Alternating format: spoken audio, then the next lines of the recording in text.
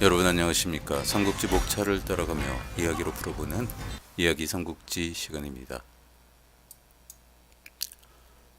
천수성, 그곳마저 계략으로 점령을 하려고 했던 제갈량에게 뜻하지 않은 상대가 나타납니다. 바로 강유였습니다. 하우무를 구하러 가려는 천수태수 마준을 강유가 말렸죠. 그리고 마준에게 계책을 하나 제시를 합니다. 한편 조우는 제갈량의 지시대로 천수성 근처에 매복하고 정탐을 게을리하지 않았습니다. 그러다가 마준이 성을 나서자 그가 멀리 가기를 충분히 기다렸다가 천수성으로 달려갔습니다. 제갈량의 계획대로 됐다고 생각한 거죠.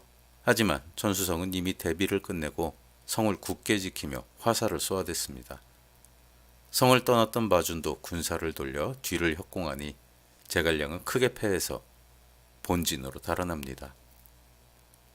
제갈량은 자신의 작전을 파악하고 역이용한 사람이 강유라는 것을 알고 그의 재능을 아껴 사로잡을 작전을 세웠습니다. 천수성의 급보가 날아들었습니다. 촉군이 기성을 공격할 준비를 한다는 소식이었습니다. 기성이 요충도 아니고 규모가 큰 성도 아니었지만 강유는 그 소식에 크게 놀랐습니다.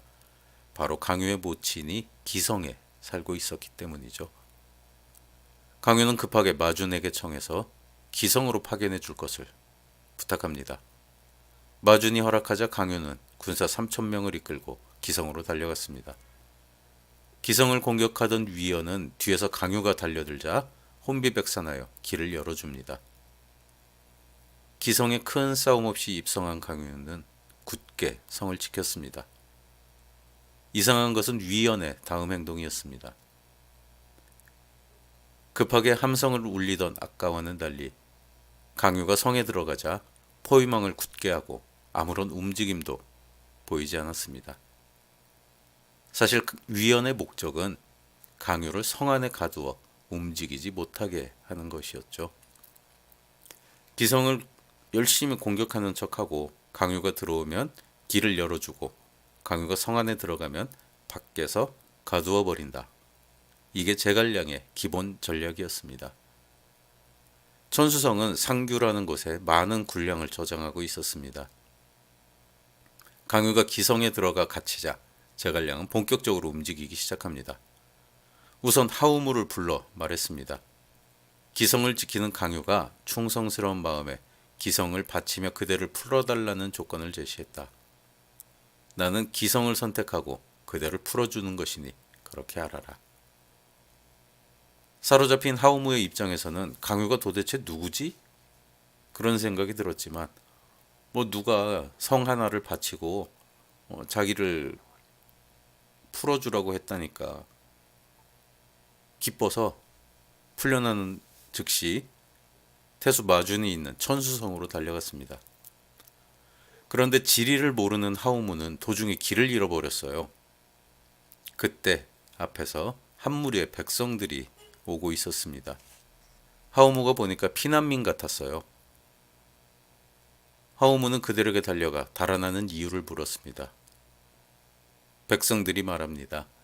기성의 강유가 촉에게 투항하고 저희들을 약탈하는 바람에 지금 장안으로 달아나고 있습니다. 하우무는 그 말을 듣고 제갈량의 말이 사실이라는 것을 다시 한번 확인을 했습니다. 그리고 천수성으로 가는 길을 물어봤어요. 백성들은 천수성으로 가는 방향을 알려주고 불이 나게 달아났습니다. 하우무는 천수성으로 가는 동안에 여러 무리의 피난민 행렬을 만났습니다. 모두 한결같이 강유가 배신을 했고 우리를 약탈하는 바람에 달아나고 있다고 말을 했습니다. 드디어 우여곡절 끝에 천수성에 당도한 하우무는 마준을 만나 강유가 적에게 투항한 사실을 말합니다. 마준은 좀처럼 그 사실이 믿기지 않았어요. 그런데 그날 밤 적군이 성을 공격하기 시작했습니다. 더욱 놀라운 것은 적의 장수가 바로 강유라는 것이었어요. 성루에 올라가서 바라보니 횃불을 들고 선두에서 적군을 지휘하는 장수는 확실히 강요가 맞았습니다. 하오무의 말을 믿지 않다가 직접 눈으로 확인한 마준의 배신감은 배가 되었습니다. 그는 불같이 화를 내며 강유를 꾸짖고 화살을 집중합니다. 강유는 밤새도록 지치지 않고 성을 공격하다가 아침이 밝을 무렵 물러났습니다. 하지만 진짜 강유는 기성에 포위되어서 군량까지 떨어지는 어려움을 겪고 있었고요. 천수를 공격한 강유는 제갈량이 만들어낸 가짜였습니다. 눈치 빠르신 분들은 이 정도는 짐작을 하셨겠죠. 한편 강유는 난감했습니다. 처음에 위연만 있을 때는 별 생각 없이 지키기만 했는데 초계 군사가 시시각각 증원이 되고 워낙 작은 성이라 군량도 비축한 것이 떨어지자 뭔가 함정에 빠졌다는 생각이 들었던 거예요. 그러나 이제는 조심할 시간조차 없었습니다. 이대로는 싸워보지도 못하고 자멸할 위기였어요. 강유의 고민이 깊어갈 때 보초병에게 연락이 왔습니다. 위원에게 가는 것으로 보이는 군량을 실은 수레가 보인다는 거예요. 강유가 급히 성 위에 올라가서 보니 근처에 주둔한 병력들은 긴장이 풀렸는지 대우가 흩어져 있었고요. 군량을 나르는 군사들도 자신들에게 우세한 지역인 때문인지 숫자가 많지도 않았습니다. 강유는 즉시 날쌘 기병을 소집을 합니다. 정광석과 같이 군량만 탈취해서 돌아올 계획이었어요. 그런데 그게 낚시였습니다. 강유가 성을 나서서 달려나가자 군량을 운반하던 병사들은 미련 없이 달아납니다.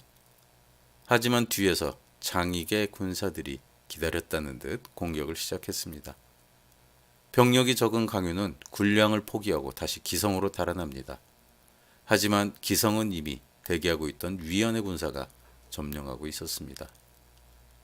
강유는 암담했지만 일단은 천수성으로 달아날 도리밖에 없었습니다. 난 기성에서 온 강유다. 문을 열어라. 기성에서 천수성으로 달아난 강유가 성을 향해 소리를 칩니다. 성문을 담당하는 군사가 안에 고하자 성 위에 태수 마준이 나타났습니다. 그리고 느닷없이 배신자라며 강유에게 화살을 쏘기 시작합니다. 영문을 몰랐지만 강유는 우선 몸을 피하고 상규성으로 향했습니다. 하지만 상규성도 마찬가지였어요. 이미 그곳에도 가짜 강유가 나타났던 것이죠. 당장 갈 곳이 없어진 강유는 우선 장안으로 가기로 하고 말을 달려 도망을 갑니다. 그때 강유 앞에 제갈량이 나타나 항복을 권해요. 난 그대의 재능을 아껴 부마도이 하우무를 이용해 그대를 마중과 이간시키게 했다. 어떤가 나의 심득을 그대가 익혀 한시를 바로 세울 마음은 없는 것인가. 제갈량의 간곡한 권유에 강유는 기꺼이 항복을 했습니다. 이후부터 천수를 얻는 일은 일사천리로 진행이 되었습니다. 마중과 하우무는 강족 땅으로 달아나고요. 천수, 안정, 남한은 평정되었습니다. 제갈량은 백성을 위로하고 드디어 본격적으로 장안을 공격하기 위해 기산으로 출병을 합니다. 하우무가 강족 땅으로 달아나고 촉병이 위수 상류 쪽으로 진출하고 있다는 소식이 전해지자 조회는 조진을 대도독으로 곽희를 부도독으로 삼고 원래 대신 왕랑을 군사로 삼아 장안으로 출병을 합니다. 227년 1월의 일이었습니다. 제갈량과 조진은 위수 서쪽에 대치했습니다. 말 잘하기로 소문난 왕랑이 먼저 나와서 제갈량을 꾸짖으며 항복을 권합니다. 조조가 뛰어난 덕으로 천하의 백성을 안정시켰으니 더 이상 분란을 일으키지 말고 항복하라는 말이었어요. 왕랑이 하는 말을 듣고 가만히 있던 제갈량은 거꾸로 왕랑을 꾸짖습니다. 너는 한나라 조정의 중신으로 큰 은혜를 입었는데 어찌 역적 조조에게 의탁해서 부귀 영화를 누리느냐. 제갈량의 준엄한 꾸짖음을 듣고 있던 왕랑은 외마디 소리를 듣고 말에서 떨어져 죽었습니다. 대단하죠. 말로 사람을 죽이고. 그러나 삼국연의에 들어있는 제갈량의 군사적 성공에 과대포장이 있었음을 감안해야 할 것이고, 왕랑은 낙양에서 노환으로 죽었음을 여기서 밝혀둡니다.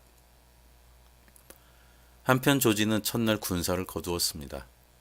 부도덕 곽회가 조진에게 말합니다. 우리가 군사 왕랑의 장래 때문에 대비가 없을 것을 짐작하고 촉군이 야습을 할 듯합니다. 만일을 위해 대비하고 야습이 있다면 그것을 역이용하십시오. 조진은 곽희의 의견대로 정찰병을 보내 촉군을 감시하게 하고 영매복을 준비를 합니다. 제갈량의 촉군도 낮보다 분주한 밤을 보내고 있었습니다.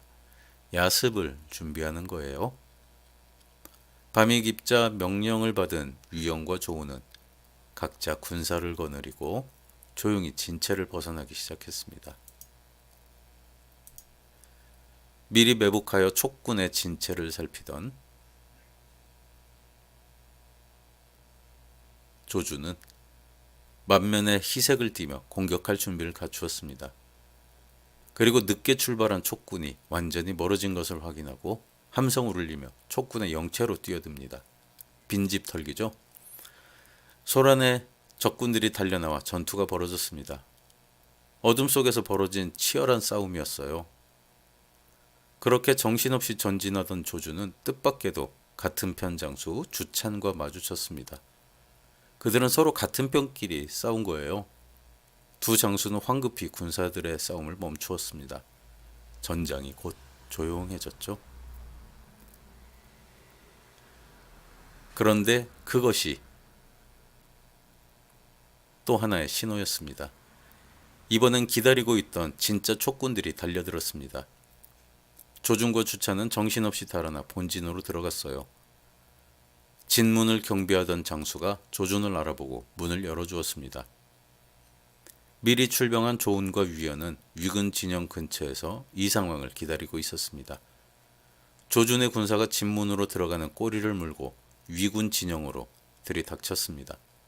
적은 속절없이 무너졌고 완벽한 승리였어요. 조진과 곽회는 진지를 버리고 멀리 떨어져서 새로 영체를 세우고 다시 제갈량을 상대할 논의를 했습니다. 곽회의 새로운 계책은 강병을 불러들여 서평관을 공격하게 하고 촉의 군사를 분산시키는 양동작전이었어요. 하지만 제갈량의 재빠른 대처로 서강왕 천리길은 오던 길을 돌려 회군을 했습니다.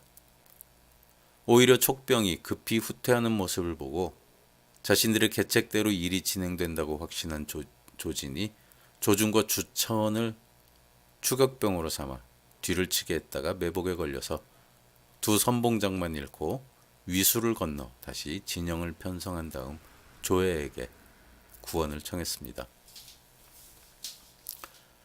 제갈량은 승기를 잡았어도 항상 자중했고 심하다고 생각할 만큼 조심스러웠어요.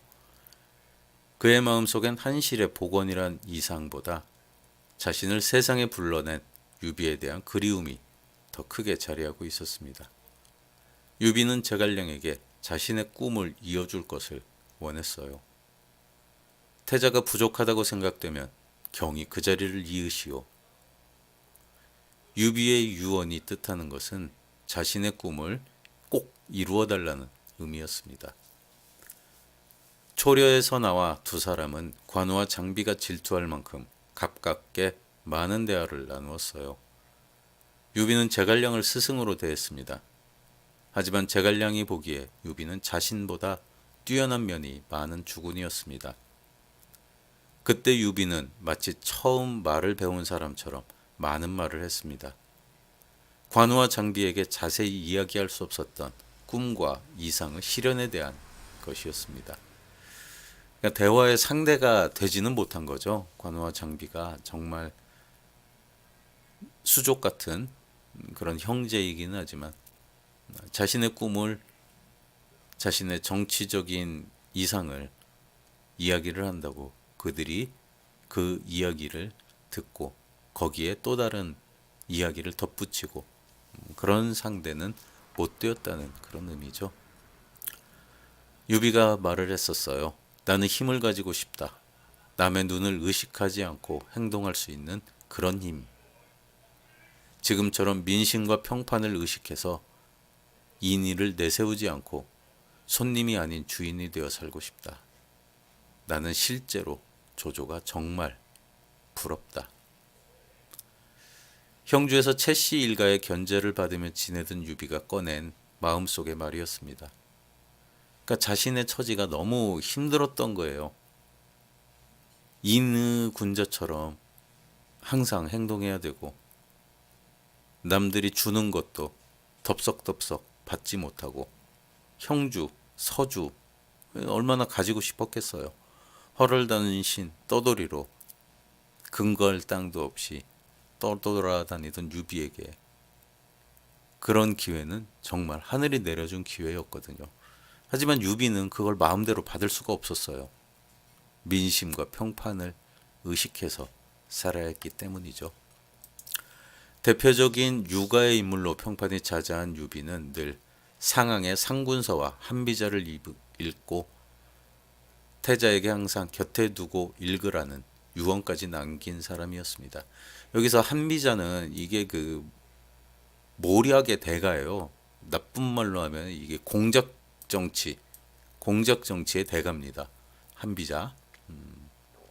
그러니까 유비는 이런 법가나 이런 쪽에 더 가까웠던 그런 인물이었죠.